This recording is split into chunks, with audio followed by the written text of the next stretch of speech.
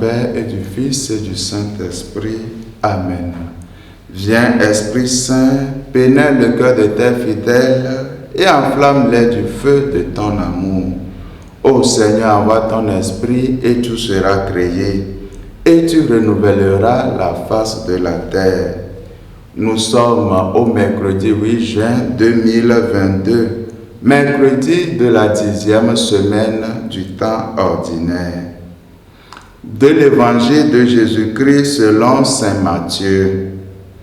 En ce temps-là, Jésus disait à ses disciples: « Ne pensez pas que je sois venu abolir la loi ou les prophètes.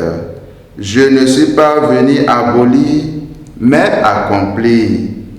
Amen, je vous le dis, avant que le ciel et la terre disparaissent, pas un seul iota, pas un seul trait ne disparaîtra de la loi jusqu'à ce que tout se réalise.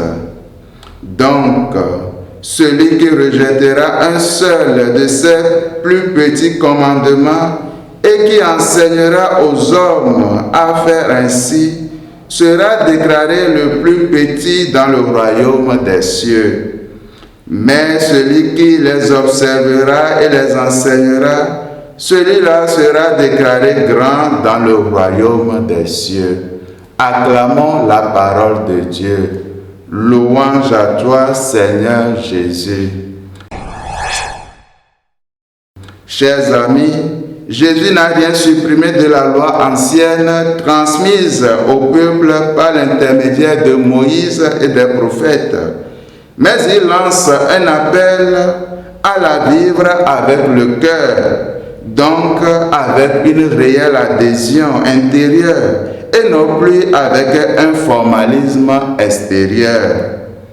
Si vivre la loi de Dieu ou de l'Église passe chez moi avant la relation d'amour, alors il y a un problème.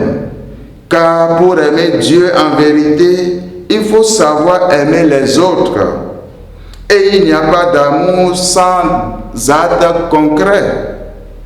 Si tu vas à la messe tous les jours, mais tu es incapable de rendre service dans ta famille, si tu es incapable de faire la paix avec tes voisins, et que tu ne viens jamais en aide à ceux qui en ont besoin autour de toi, quel sens sera-t-il?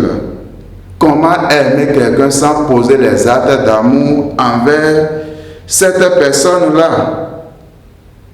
Et c'est la question à laquelle Jésus nous renvoie aujourd'hui, frères et sœurs. Quelle est l'importance de la loi de Dieu dans ta vie? Et surtout, de quelle façon est-ce que tu la vis? Que ces questions-là nous aident à pouvoir être plus proches de nos frères et sœurs et que la grâce du Seigneur nous accompagne tout au long de ce jour. Amen. Au nom du Père et du Fils et du Saint-Esprit. Amen.